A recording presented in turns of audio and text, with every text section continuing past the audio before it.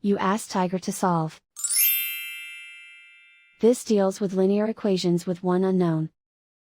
The final result is m equals -1. Let's solve it step by step. Simplify the expression. Multiply the fractions. Break up the fraction. Find the greatest common factor of the numerator and denominator. Factor out and cancel the greatest common factor.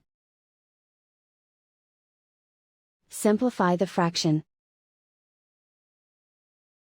Multiply the fractions. Break up the fraction. Simplify the fraction. Find the greatest common factor of the numerator and denominator. Factor out and cancel the greatest common factor. Group like terms. Simplify the arithmetic. Group all constants on the right side of the equation. Subtract 1 from both sides. Simplify the arithmetic.